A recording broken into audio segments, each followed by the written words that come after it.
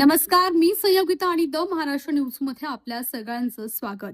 मंगेश साबळे यांना तडीपारची नोटीस बजावल्यानं महाराष्ट्राच्या राजकीय आणि सामाजिक वर्तुळात खळबळ उडाली आहे. फुलंब्रीचे सरपंच मंगेश साबळे यांच्यावर तडीपारची कारवाई करण्याच्या नोटीशीचे पडसाद आता राज्यभर उमटताना पाहायला मिळतात.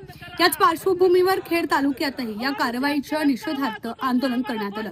आम आदमी पार्टीचे खेड तालुका अध्यक्ष स्वप्नील गायकवाड यांच्या नेतृत्वाखाली हे आंदोलन करण्यात आलं. या आंदोलनाला स्वाभिमानी रिपब्लिकन महासभा तसेच वंचित बहुजन आघाडीच्या वतीने पाठिंबा देण्यात आलाय. यावेळी मंगेश साबळे यांच्यावरील तडीपारची नोटीस मागे घेण्याची मागणी करण्यात आली. आंदोलनाच्या माध्यमातून कार्यकर्त्यांनी प्रशासनाच्या या कारवाई विरोधात जोरदार आवाज उठवला. मंगेश साबळे यांच्यावरील कारवाईचा मुद्दा आता केवळ फुलंब्री पुरता मर्यादित न राहता महाराष्ट्राच्या विविध भागात चर्चेचा विषय ठरत आहे. या आंदोलनाचे दृश्य आपण पाहत आहात. आवाज उठवतोय, आम्हाला फाशी द्या. आम्ही व्यापाराचा आवाज उठवतोय, आम्हाला फाशी द्या. आम्ही व्यापार मंगेश साबळे सरपंच यांची तडीपारी रद्द करा.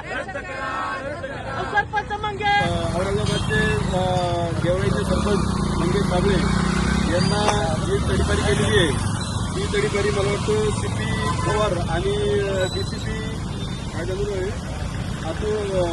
अतोलकर यांनी जी तडीपारी केलेली आहे ती तसं पाहायला गेलं तर जवळजवळ चुकीची आहे. जो माणूस समाजासाठी काम करतो, जो माणूस सर्वसाधारण गोरगरिबांसाठी काम करतो, त्या माणसांना तडीपारी काढणं हा चुकीचा मेसेज आहे.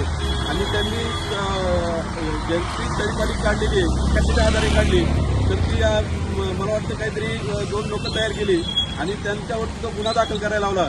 आणि त्या गुन्ह्यात काय म्हटले त्यांनी की एकाने 2 साक्षीदार तयार केलेत आणि त्या 2 साक्षीदारापैकी एक साक्षीदार म्हणतोय की माझ्याकडून 3,000 रुपये घेतलेत आणि दुसरा साक्षीदार म्हणतोय की माझ्याकडून 4,000 रुपये घेतलेत, 4,500 रुपये घेतलेत.